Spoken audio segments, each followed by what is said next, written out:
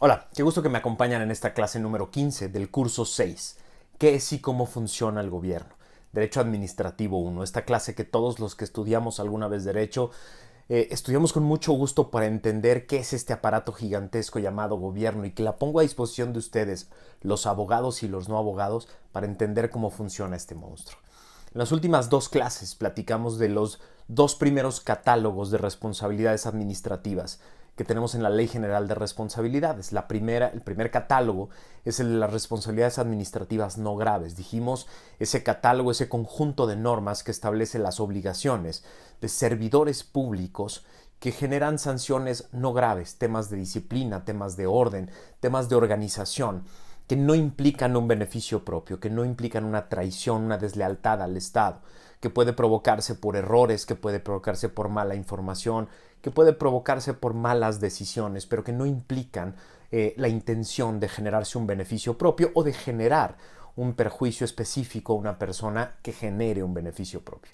El segundo catálogo, es el más grave de todos, es el catálogo que habla de los servidores públicos que aprovechan el cargo, que aprovechan sus funciones para generarse un beneficio propio, para traicionar al Estado, para tratar de utilizar sus funciones para generarse ellos un beneficio privado.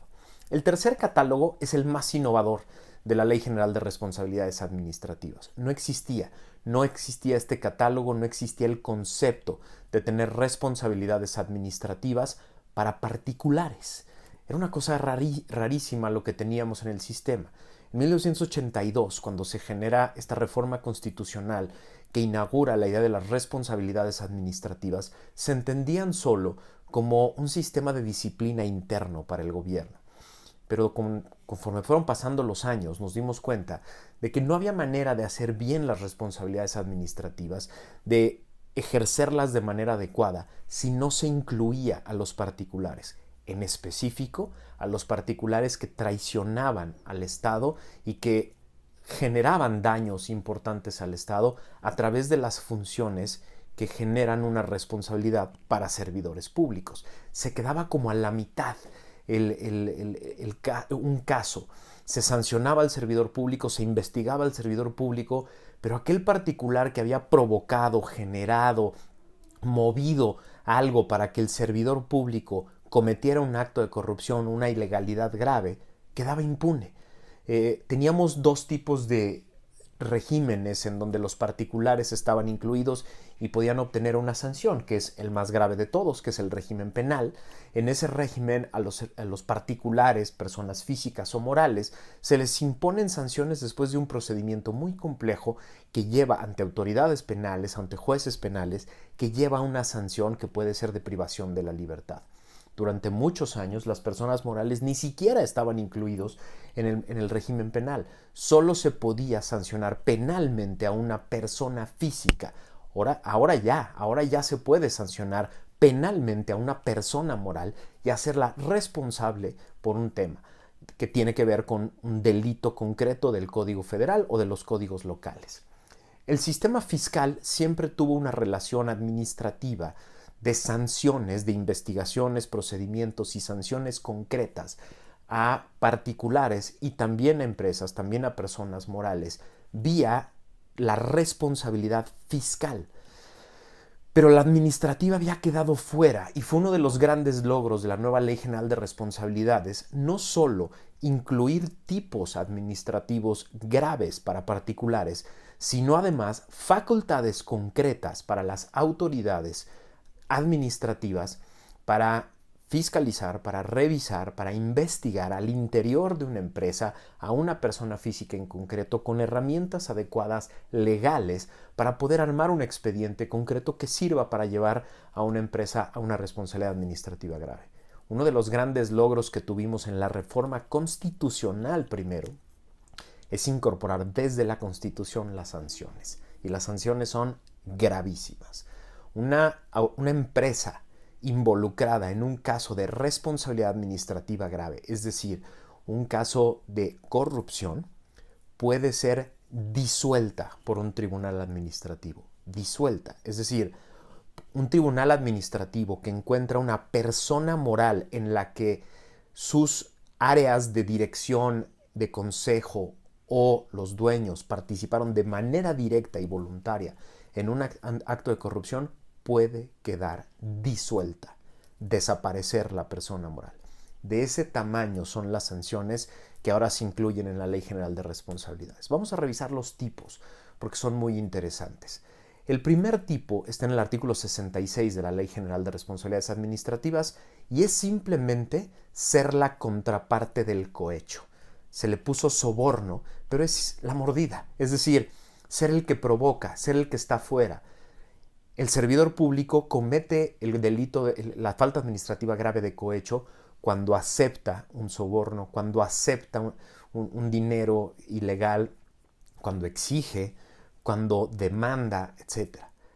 Pero cuando una persona física o moral pone a disposición del servidor público, ofrece o entrega de cualquier manera dinero o algún tipo de beneficio ilegal al servidor público, comete el tipo administrativo llamado soborno y puede ser responsable administrativamente.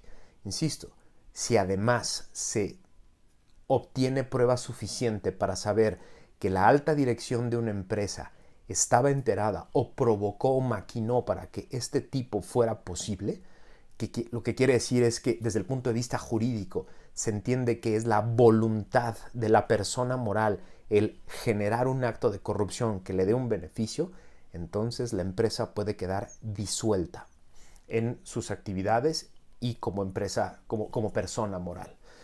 El segundo tipo administrativo es la participación ilícita en procedimientos administrativos, es decir, el particular, persona física o moral que realice actos para que autoridades de cualquier naturaleza, federal, local o municipal, generen una resolución en su favor, cuando se encuentra impedido o inhabilitado para ello, comete un acto grave. Pero además, cuando lo hace, cuando interviene a nombre propio, pero tratando de suplantar a alguien más o los intereses de alguien más, se comete también este tipo administrativo y se agrava por la suplantación.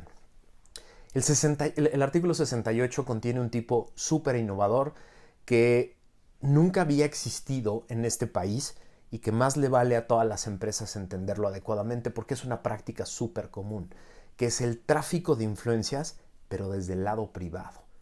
Dice el tipo que cuando incurre en tráfico de influencias, un particular que trata de inducir a una autoridad a algún acto de la que esta autoridad pueda tener control y lo haga utilizando su influencia, poder económico o poder político. Es decir, ahora entendemos que el tráfico de influencia también puede ser desde el lado de un particular que puede tener, de manera real o ficticia, dice el tipo, poder sobre un servidor público y trate de ejercerlo.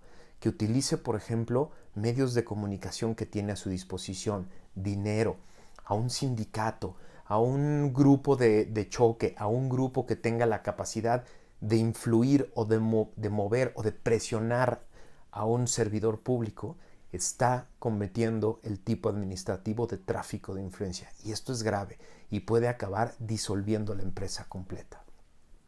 El artículo 69 tiene un tipo administrativo muy interesante.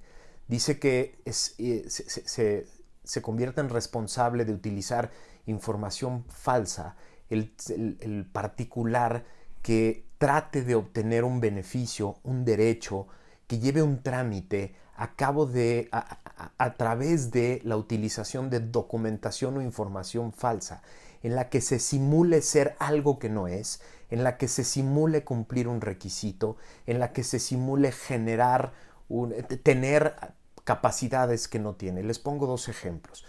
Una empresa que quiere construir una obra, un edificio, una casa, y que simula haber cumplido con ciertos trámites, por ejemplo, de diseño del lugar, ciertos trámites de verificación de cumplimiento a medidas ambientales, etc. La empresa o persona física que voluntariamente le mienta a la autoridad, simulando que ya cumplió con cosas, comete esta falta administrativa que puede ser grave. Pero además, por ejemplo, una empresa que simula tener un tamaño específico, como por ejemplo para obtener un contrato en el que se pide un contrato del gobierno para una obra pública, en el que se pide tener X número de trabajadores o X número de máquinas, etcétera, y miente, puede además cometer delitos y faltas fiscales por el haber mentido, por tener cosas que no declara a la autoridad administrativa, pero también al fisco. El artículo 70 tiene uno de los tipos que fue más controvertido en la discusión de la Ley General de Responsabilidades Administrativas, porque es el tipo de colusión. Colusión es esta práctica que puede generar varios particulares, personas físicas o varias personas morales, para ponerse de acuerdo y manipular al mercado. Fue muy controvertido porque quienes redactábamos este artículo creíamos que, a mí me tocó como subsecretario en la Secretaría de la Función Pública, ver casos en los que privados se coludían para hacer un negocio privado que luego afectaba al Estado. La discusión fue muy interesante porque las autoridades de competencia nos decían, esto no es una falta administrativa, esto nos compete a nosotros. Las autoridades de la COFESE nos decían, esto nos compete a nosotros porque se trata de una distorsión del mercado. Es un tema de competencia, es un tema de economía. Y ganamos la discusión porque les decíamos, sí, en efecto, y ustedes, COFESE, van a seguir sancionando a todas aquellas empresas que se coluden, que hacen prácticas antimercado, prácticas monopólicas, por ejemplo, pero que no afectan al Estado, que no afectan el patrimonio del Estado. Pero pusimos varios ejemplos en la discusión. Uno de los más interesantes, un caso real, fue aquel en el que diversas empresas del área farmacéutica se pusieron de acuerdo para nunca bajar de cierto precio en cierto tipo de medicamentos. Entre ellos generaron un acuerdo oscuro, privado, que nadie conocía, un acuerdo que no es un convenio empresarial normal, para mentirle al gobierno en torno al precio de ciertas medicinas. Eso, además de ser un caso de colusión que debe ser sancionado por las autoridades económicas del país porque le echan a perder la competencia normal en el mercado, tenía que ser sancionado desde el punto de vista de responsabilidades administrativas, porque estas empresas, con base en ese pacto de colusión, habían vendido al Estado con mentiras medicinas a sobreprecio durante años, generándole un daño al erario público. Entonces, esto no solo es un tema de mercado, también es un tema de colusión que afecta las finanzas públicas, que afecta el erario. Por eso es importante incluirlo aquí.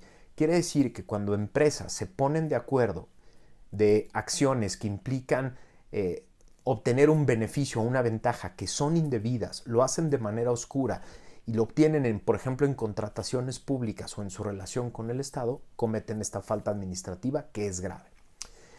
El artículo 71 tiene otro tipo administrativo muy interesante. Dice que es responsable del uso indebido de recursos públicos el particular que realice actos para apropiarse de ellos o hacer uso indebido de ellos. Por ejemplo, aquellos particulares que utilizan infraestructura del Estado para un beneficio privado, que utilizan recursos del Estado para obtener beneficio privado, o aquellos que simplemente se apropian o se lo roban, cometen una falta administrativa grave. Y finalmente, la empresa o la persona física que contrate de manera indebida a ex servidores públicos que hayan sido servidores públicos durante el año anterior y que posean información privilegiada. Esto es importantísimo. Esto es lo que en el mundo del combate a la corrupción se llama la puerta giratoria. La puerta giratoria, que es este concepto en el que un servidor público, por ejemplo, que trabajaba en el área de Hacienda y que tiene todo el conocimiento interno de muchas empresas, de pronto se va a una empresa privada para, con esa información privilegiada, beneficiar a la empresa nueva a donde llegó. ¿Por qué se llama puerta giratoria? Porque esa persona privada a veces hacen lo contrario, que es del sector privado, con información específica, entran al gobierno para beneficiar a la empresa de donde vienen y después regresan por la puerta giratoria a la empresa privada para, con la información que extrajeron de acá, volver a beneficiar a la empresa o perjudicar a otras empresas que son la competencia. Hay una restricción por lo menos de un año para hacer esto. Hay una nueva ley del partido en el poder que va a ser absolutamente inconstitucional, que ni siquiera quiero comentar aquí con ustedes, que tienen una prohibición de 10 años para servidores públicos para no poder formar parte del sector privado en ningún área con la que haya tenido algún tipo de contacto en el gobierno. Ni siquiera la vamos a comentar porque es una ley que va a ser perfectamente inconstitucional. Todo aquel que la pelee seguramente la va a ganar porque atenta en contra de la libertad de profesión de cualquiera. Ahora, otro de los tipos más innovadores que incluimos en la Ley General de Responsabilidades Administrativas está en el artículo 73, porque había un espacio oscurísimo entre personas que decían que no eran ni privadas ni públicas. Tres tipos de particulares: los que pertenecen a partidos políticos, los candidatos y los que pertenecen a organizaciones como los sindicatos. Había cantidad de responsabilidades administrativas graves de esos personajes que cuando se trataban de aplicar decían, no, yo no pertenezco ni al grupo de los servidores públicos ni al grupo de los particulares, soy un híbrido en medio. Por ejemplo, los que hoy se sabe que son servidores públicos, pero por vía de este artículo 73, pero que antes decían que no. Por ejemplo, las personas que están en equipos de transición. En estos equipos de transición en los que ya se ganó una elección, pero todavía no se entra al gobierno, que están en medio, que están ejerciendo recursos públicos, tomando decisiones, obteniendo información importante y privilegiada de parte del gobierno que todavía está en funciones, pero que dicen, no, yo no era servidor público en ese momento. No, sí lo son. Por vía de este artículo sí lo son. Lo mismo, sindicatos, sobre todo líderes sindicales que están en sindicatos públicos, en sindicatos que organizan a trabajadores al servicio del Estado. Y candidatos y partidos políticos, miembros de las dirigencias de los partidos políticos. También se escapaban. Decían, no, si no está en la ley de partidos, si no es una falta administrativa electoral o de partidos políticos, yo no soy responsable. Y sí, la mala noticia es que ahora, vía el artículo 73, se les incorpora a los diferentes artículos de esta ley para convertirlos en posibles responsables de faltas administrativas graves. Es decir, se les trata como si fueran servidores públicos, como el resto de los servidores que están en el segundo catálogo, en el que tiene que ver con las responsabilidades administrativas graves. Estos son los tres catálogos. Y fue un ejercicio muy interesante el separar los tres y el convertirlos en tres regímenes diferentes. El primero, un régimen que implica disciplina y orden, disciplina y organización. Ya lo vamos a ver. Es un régimen en el que los servidores públicos son sometidos a procesos de responsabilidad administrativa no graves al interior de los órganos internos de control, en los que se requiere un procedimiento sí estricto, sí importante, donde se cumplan las garantías individuales de procedimiento que establecen en la Constitución para llegar a una sanción que puede ir desde una sanción de amonestación privada hasta una suspensión. El segundo es un régimen muy importante en el que los órganos internos de control, la Auditoría Superior de la Federación y las autoridades fiscalizadoras arman un expediente para después ponerlo a consideración de la sección especializada del Tribunal de Justicia Administrativa. Y finalmente, en el caso de los particulares, lo mismo. Se arma la investigación al interior de los órganos internos de control, de las dependencias y entidades del gobierno federal o de los gobiernos locales, para generar un expediente que sea puesto a consideración de la sección especializada del Tribunal de Justicia Administrativa, para que sea el que le imponga una sanción al particular, que puede ir desde la suspensión o la inhabilitación para formar parte de procedimientos administrativos, por ejemplo, de contratación con el Estado, o incluso la disolución, como ya platicamos. Nos vemos entonces en la siguiente clase. Muchas gracias por acompañarme.